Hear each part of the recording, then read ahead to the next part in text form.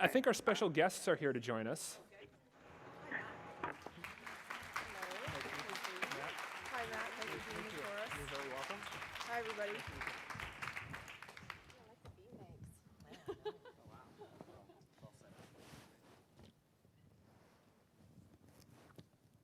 Okay, are we ready? I think we're ready. Now, Matt, are we all set up online to Quinnell? Quinnell, can you hear us? Yes, we can.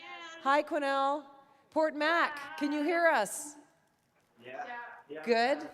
And who else have we got here? Mission, can you guys hear us? Yep. Yeah. Awesome.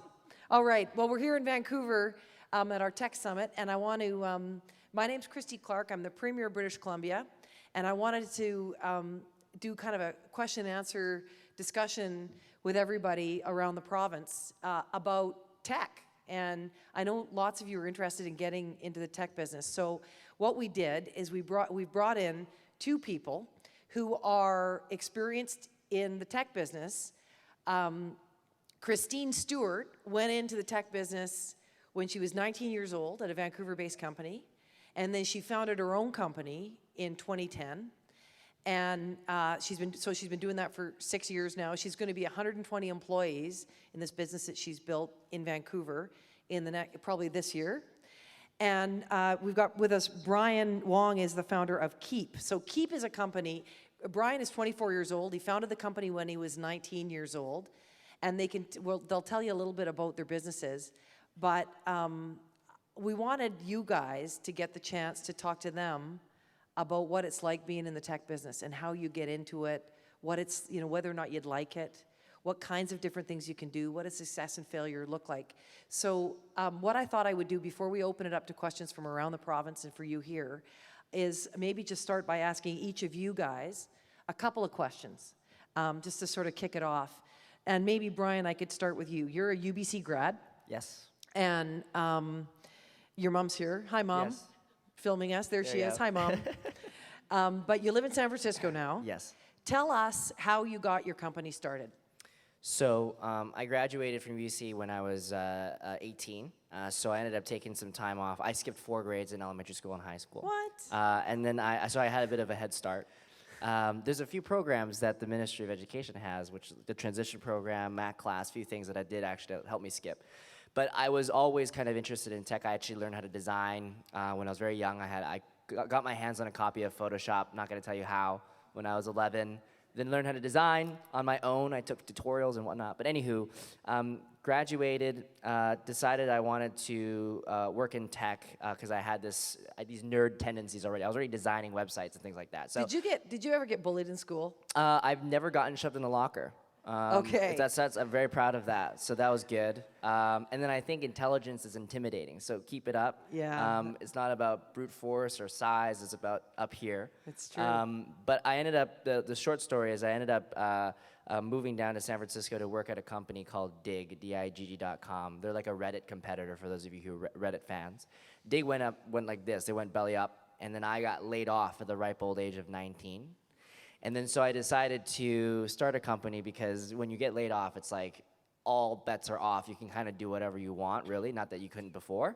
And I decided to start a company. And the idea was to create a better advertising experience on your phone. So many of you have probably seen, on your games on your phone, and you use these apps, these very annoying ads, right? And they always pop up in your face and they take over your screen. We said instead of using ads, why not actually reward you with something that's related to what you're doing? So imagine in your game leveling up and getting a free Coke, right? Or let's say you're in a fitness app and you finish running, and then a Gatorade could be there to reward you. So that was the whole premise of the company. We've grown it from there. It's been a big success. 100 employees. 100 employees now. Yeah. Yeah, we're very excited. We're looking forward to you coming home. Right, Mom? Every few months, yeah. And Kristine, your company, you started in the tech business at 19, right out of SFU, at a co-op program in a Vancouver-based business called Crystal Decisions. Yeah. And then you started a similar company that's kind of in marketing. Yeah. But let me ask you this, because when you went to school, you're a little older than Brian, not as old as me, but you didn't I bet you didn't have a lot of tech education. I didn't. So definitely my background is a little different. I didn't know anything really about the tech industry, grade 11, grade 12. Even when I started university at SFU, I didn't understand there was just a ton of opportunity and exciting careers and roles in tech. But I did the co-op program at SFU and tried a bunch of different industries, a bunch of different roles. And my last co-op job was in tech at a company called Crystal Decisions, a fast-growing company, and I knew I'd found my home. It was young, it was innovative, it was new, I got to travel a lot. And my background is in marketing. I studied communications at SFU. And you don't need to, coding and technology skill set is wonderful. Of course, that's a way to get into tech, but you don't have to. There's so many opportunities in tech in finance, operations, customer support, sales. We're hiring a whole bunch in sales. And we're doing this all from Vancouver. So we have 70 team members here. And we invite all sorts of different types of people and skill sets to join the tech industry and kind of take advantage of the opportunity. One of the things that I've had a couple of students say to me over this last year is, Christy, everybody says I need to have my passion, and I don't know what my passion is. Like, what do I do if I don't have a passion? I didn't have a passion. And you didn't have a passion. I completely I can tell you I didn't have a passion in high school either. But it's totally fine not to have one. And in fact, you're not expected to have it now. Well, you were 16 when you graduated from high school. Yeah. That's a little... And I did, but the thing is, I encourage all of you to just try as much as you can, because you're not gonna have that early on, but that exposure, right? Anything. And anything that actually is more extracurricular as well, because now that the curriculum actually has coding, that's one thing that you can it will. also... It doesn't It will, quite yet. sorry, Yeah. eventually. But trying all these things is incredibly important. For me, the design part was an accident, right? Yeah. I was actually playing Counter-Strike. How many of you play video game Counter-Strike? Yeah, yeah, you can admit it. Anywho, we all play, come on. But I can see some people are doing it right now. yeah, they're playing right now, Brian. exactly. And in Counter-Strike, there's these clans where you can team up with other people. And basically, we needed to design these insignias, right? To make the teams look official and cool and camo and everything. And so I downloaded Photoshop to figure out how to make those. And then so it was sort of a lot of fun. And then I remember there was this moment. It was a moment when I realized that I could use my hobby to make money. And this was when there was a guy on a forum that was like, hey man, can you make me an insignia and I'll pay you $10 on PayPal? And I was like, oh my gosh, like I can make money off this, right? And then you realize that that's like a monetizable skill set. But even before then, and even now, it's just something that I do for fun. And trust, like, you might not know it right away, but when you look into yourself, look at the things you happen to tend to sort of gravitate towards. These things happen quite early on. Even if you love acting, you love certain sports, you love anything that just happens to be something that may not be truly academic in traditional sense, that's still something you should pay attention to. Because guess what? Our most effective salespeople at our company, they all seem to have one thing in common, and this is not a coincidence. They all happen to do improv in high school. And because the reason why that helps so much is because guess what you need to do to be a great salesperson? Is to think on your feet, come up with cool stories, be there to really sweep people off their feet so they can actually potentially buy from you. And that's something that folks that do improv do very well. So your skills can come from everywhere. It doesn't have to be just training on something very technical right away.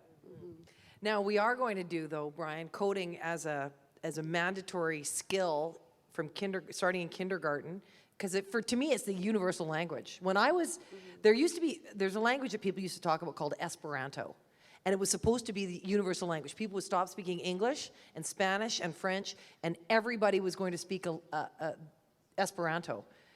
Well, that never happened, but instead, everybody's going to speak coding, and that will be helpful for you. Yeah, I have an 8-year-old daughter, and I put her in a girls learning code camp in the summer for a week. And they can start at 8 years old. And so even though my background isn't in coding, I do think it's it is a skill set that we'll all want sort of as a base function. Like, it's important for me, for my kids, to understand how to use computers, how they work, how they function. And Yeah. it's a great base skill set. So, you know, it's not, it's just something you can absolutely grow from and use as something in the future. And Brian, you talked about kids doing drama-related courses, and you were in marketing. You don't never know where those skills are going to apply. There's a guy here making a pitch in his company to help animal lovers, wherever they go, figure out what services are available for dog walking parks, what kinds of parks are they fenced, you know, are they, all that, and, you know, and then he's going to get dog food and all the rest of that going at it. He just loves animals.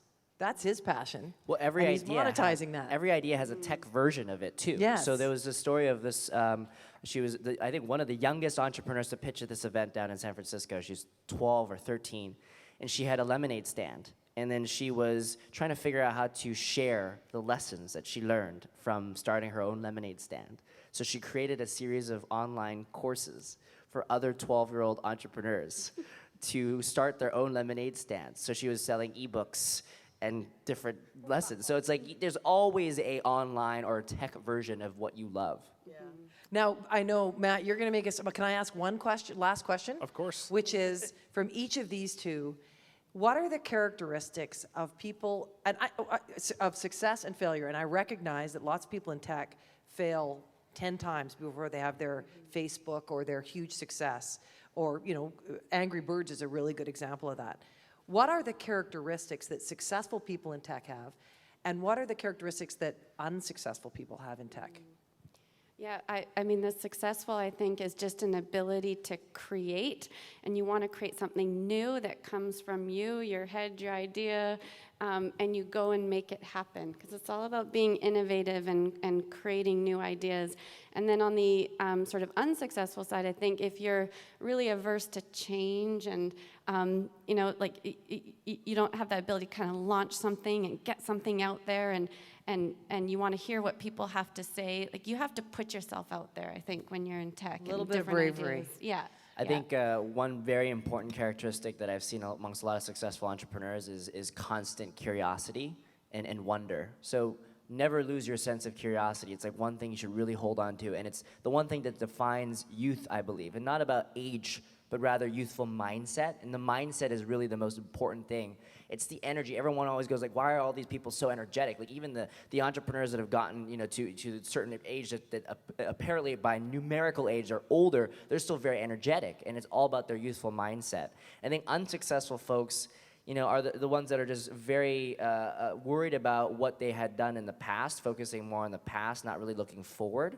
We always say windshield, not rear view mirror. And then the last thing I would say is failure. The word sounds bad because we get the F in class, but not that I ever did. But the whole point is, I was very close though. I was very close. Anyway, the point is, we always look at failures actually or mistakes as sort of like a lucky opportunity to learn. Because without hitting those points, you would not have known what not to do. Now, it's okay to make mistakes as long as they're new mistakes. So don't do the same thing again. And that's one thing that we try to use as a philosophy overall as a culture in the business as well. That's great advice. And I apologize for interrupting this fantastic conversation. But I believe Coraloo Secondary School in Quesnel has a question. Hi. Hi, Quesnel. Hi. My question was, how can we recreate something like this tech conference for more students to experience? Something like this forum? Yes. Well, I think we can all do that. We could organize this in every school district across the province where people can participate. And would you like to be a part of doing that? Yes. Is that what you're asking? So what do you think we should do? Yeah, I mean, Kristine? I think getting together as groups of students who are interested in tech, come up with a project you can create together, put out an idea, go and execute on it together. And I think just learning by doing is a great way too to kind of experience what, tech can bring to your community and start some great ideas, And you don't maybe have to even wait. companies. You don't have to wait for class or for an event. I mean, these things you can download anytime. You can tinker with your friends and just get started on something. And I think there's a lot of pride in having created something, and you can have people play with it. I've actually met some high school students that they built games that their whole high school is now playing, and they're trying to download to see how high in the charts it can get on the Apple App Store. So there's a lot of really cool things you can do right away. So do you guys have a lemonade stand kind of idea up there in Quesnel that you could actualize? Or a dog park idea? No, not yet, but we will. Okay, good. There we go. Great question. Thank you so much. Thank you. Thanks, guys. We have the students at Heritage Park Middle School in Mission. Do you guys have a question? Hi, Mission. Yeah, I have one. So our community has a lot of jobless graduates with aspiring technology.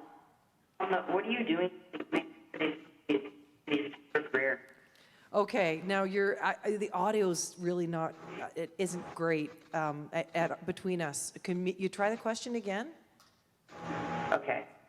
Our community has a lot of jobless who wish to aspire in technology. What are you doing to help in these type of careers? Okay, so Heritage Park Middle School. Perhaps if you get closer to the mic, there would be less cutting out. We believe a fan might be going on in the room. Stand up. Just stand up. Try again. Our community has a lot of jobless residents who wish to aspire in technology. What are you doing to make sure that you succeed in these type of careers? I think something about careers in technology. right, and- so young people have a lot of aspirations. I think, did I get this right? A lot of aspirations Yeah. to get into the tech. How do you inspire them? How to do, get in? how do you get the skills that you need and the inspiration that you need? I'm kind of having to be a lip reader on, Yeah, lip something reader like on yeah. that. That's pretty good. All right. Yeah. Well, I could talk a little bit about some of this. I mean, the coding change will be a big thing for a whole generation of people, making sure that that's mandatory for every kid in school. And investing more in changing the curriculum in science and math and applied skills, which we're doing with teachers across the province, making sure that it's individualized learning so that you in Mission and you in Quesnel and you in Port Mac, every individual student gets a little bit different application of the curriculum that's specifically built for you. Because what we have to recognize is that teachers aren't necessarily ahead of you on tech anymore. And when I was I don't know about you guys, well, you know, maybe for you too, when I was in school, the teacher knew it all and you sat there and you learned it from the teacher. Well, now there's a process that they call guide from the side. The teacher is there to help you garner the information, learn how to think about the information, learn how to arrive at the best conclusions about the information. But the teacher isn't the source of all the information because we have a thing called, I don't know, Wikipedia. Well, school, I think, is extremely important for helping you learn how to learn and how Yeah. to process and how to understand. All of us in the room are like the smartest in the world now by nature of access to information. And I think one of the things you can really do to inspire, just because, you know, not all of these folks might visit you all the time, is there's going to be a lot of videos online, like TED Talks and just really cool people that have Khan started. Academy? Khan Academy. These folks, people have to start somewhere. Everyone started at whatever age. It doesn't matter what time frame. It could start later, younger, whatever. There's no limits. So once you look around, you realize that all these apps you use on your phone every day was created by someone. And you can create something as well that's very similar, especially with a lot of the tools that are available out there. That's a lot of power right there. You guys are extremely powerful. So, you know, don't feel like you have to wait or you have to let someone give you permission. One thing that I've noticed, again, going back to the quick thing about being successful, the successful mindset, is you are the most powerful force in your life, right? Waiting for someone to give you permission or to give you all these tools, like, all the stuff you could just download, right? Everything's just available. As long as you have an internet connection and a computer, a lot of things can happen. But don't quit school. No, that's what I'm saying. Just because you can. No. Just because you can No, get no, all no. that information, I encourage, Brian. actually, I'm the type of person who encourages people to finish. Oh, good. Because I believe, that's why I finished, right? Yeah. I believe that the structure and the foundation that comes from learning how to learn and using school as a way to test your limits, right? One thing that I was able to learn while I was in university as well was knowing, just how far can I take things, and do I have an excuse to learn something that may not be directly relevant to tech? So for example, I took a lot of psychology classes.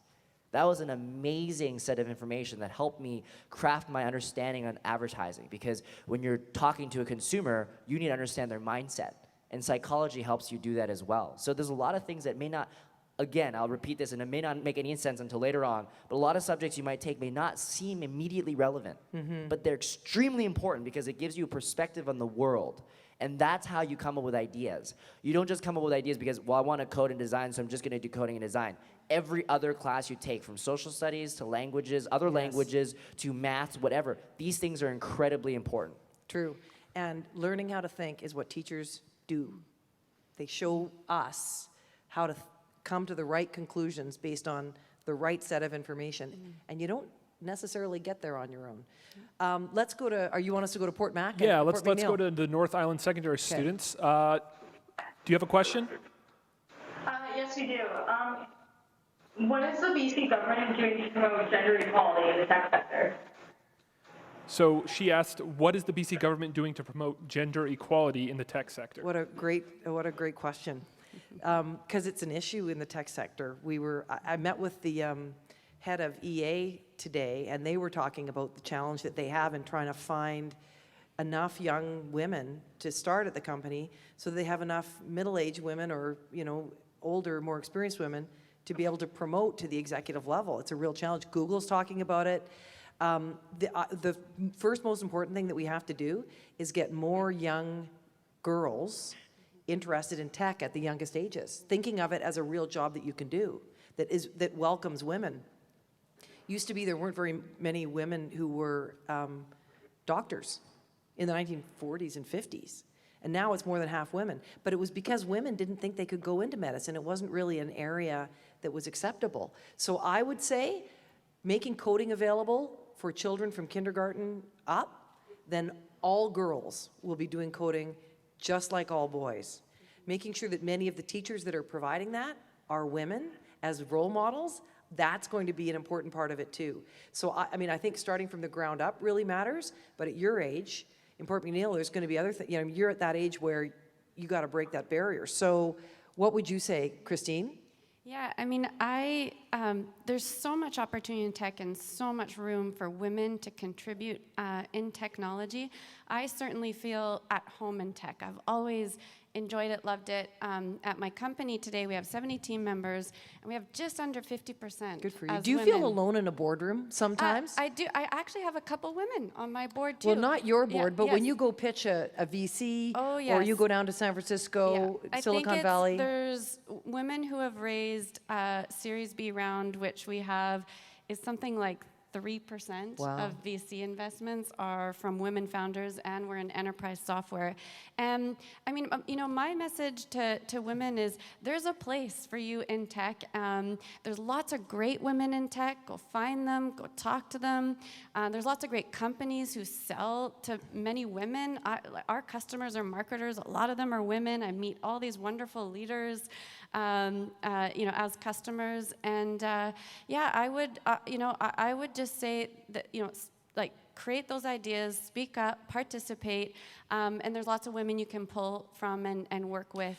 Brian's down in the Bay Area, so I'm going to ask you, is there a bias against women in tech? Well, I'd say, building things and being a creator is gender neutral. And that's why the message to you as a young generation is you don't have to let the preconceived notions of generations prior to you tell you which genders can do what, right? You guys can change this. You guys and gals can change this. This is all in your hands. So I'm so excited to see what you can build. And yes, there might be issues about this, and I'm glad we're talking about it, and it's always important to be aware of the problem so that we can actually start to address it. But all these things are not actually real in your generation yet, so don't let that happen. And you can be the force that helps change that. Thank you. Matt? Yeah, thank you so much for that question. I believe we have time for a couple questions in our audience today. Do we have any questions at all? Aren't you going to throw a mic box? Oh, yeah, I'm going to throw a mic box. Yeah, I was like, that looks dangerous. Yeah. Testing. It's working. Nice. So like you guys talked about failure, and I just want to go ask that a bit more. So how would you handle failure, especially the fear of failing or the fear of trying? Just for example, the fear of starting your own business, but it failing. I can answer that. It is such an experience to go through when you have an idea in your head and you put yourself out there and you say, I think this is a good idea and I'm going to put my time and my money behind it.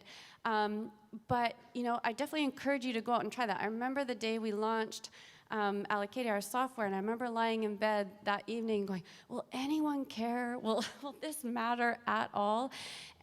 But the experience you go through, like, just go and do that, right? It doesn't matter what people think, right? The experience you go through personally and learning from that is just so tremendous. I mean, That's success. That's success, exactly. That's where confidence comes from. Yes. I mean, as a grade 12 student, I was so shy, just so quiet, and never thought I'd be CEO of a company. But I had this desire. I always had this itch to go start my own business. And you can't afford not to. If you have that wish and you would like to go and try that, then go try it, right? You owe yourself that. You'll have those moments where it will be hard, but that's okay.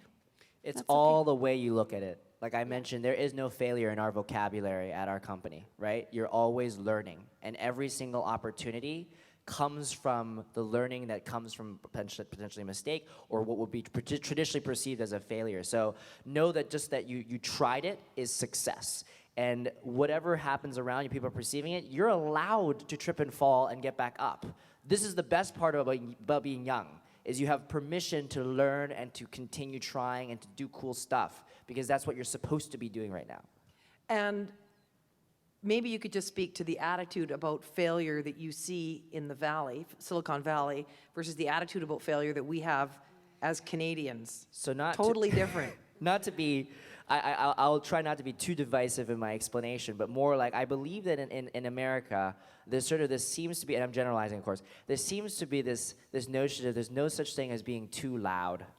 So especially when you have just any success, right? And it could be like the first $100,000 we generated in revenue as a company. It was like ringing cowbells and everyone's celebrating and da da da. So, and like you get on some random list of the top, some random companies under random number, and then they post it all over Twitter and Facebook. They're like, this is amazing. So the thing about Americans, I think, is they're really good at celebrating and being happy about these accomplishments and these pegs along that journey. And I think as Canadians, we're sometimes very humble about it. We're kind of like, we got time 100 most important people, whatever. It's just like, well, you should be really proud of what you've accomplished, and that, I think, contributes a lot to this culture, this thinking, this mindset. And yes, people can always complain about conservative, the countries, conservative, blah, there's not a lot of capital. Blah. It's all about you. Again, this is why I was so excited to have a time to spend with you, because you can always define how your country will look like in the decades to come. It's all up here. If you want to celebrate, if you want Canada to be the leading tech country in the world, you can create that. We already have tried, and we're doing the best we can, and there will be more to come. Well, we might not be loud, but we don't have Donald Trump. Yeah. So yeah. Maybe you So just need a there's some smarter, upside, Brian. less yeah. all right, next question. Yes, we have time for one more quick question, so put your hands up, and our friend here will throw it to you. Perfect. Nice. Nice catch. BC, many people are saying, is a center for technological innovation, but how much is the government investing to capitalize and expedite technological innovations compared to the investments in other industries? A lot more. $100 million in British Columbia. We just announced we'll be launching that. We've launched that. It's going to actually open up for investment for applications, $100 million in the spring this year. We don't make direct investments really in other areas of the economy, but we know that for tech, really important that government money, that venture capital be available, because you can't necessarily get it from the bank. They might when Don Matrick went to try and finance EA at the beginning, they laughed him out of the bank. They also laughed him off the Ferrari parking lot when he went to buy a Ferrari after he got his first payout. But we have to make sure that venture capital is there. That's a big investment government's making, and there isn't any other industry, I don't think, I can't think of, where we've made such a big investment as that. We want to keep growing it, though, and we need more companies to finance, and that means you guys need to found more companies. Can we do one more question? One more very quick question. All right. What? That was a good throw. How is the government going to make sure that the teachers who teach coding in school are have the prepared skills to actually support their students in learning? We are investing in training. So that's a big investment to make sure that the teachers who are going to be leading the classroom are ready to do that. And it's a whole new thing for lots of kindergarten teachers, grade 1 teachers. Training is the government's responsibility, and we are beginning that investment to make sure that they are ready. And we want to make sure that we do that together with the teachers union so that it will, that we can really do it collaboratively and work together on it, because it won't work unless we do it together. Excellent. Thank you so much, Premier Clark, Brian, and Kristine, and to all the students who joined us today in Port McNeill, Mission, and Quesnel. Let's give them all a round of applause. Thanks, everybody. Thank you. Thank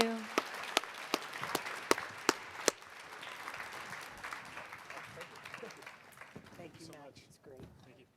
Thank you.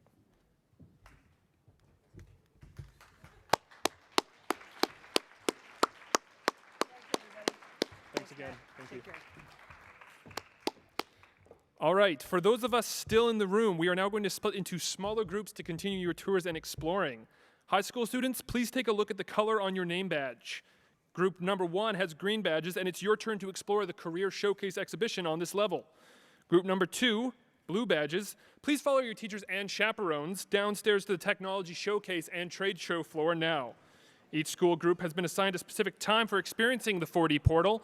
Teachers and chaperones, please make sure your group arrives at the 4D portal at the Technology Showcase on time. For all recent grads and post-secondary students, please head downstairs to tour Research Row, Startup Alley, and the Technology Showcase. There may be lineups at the 4D portal, so you may want to wait until after high school students leave at 2:30 for this particular experience. See you back here at 1:30 p.m. sharp for our panel of student innovators.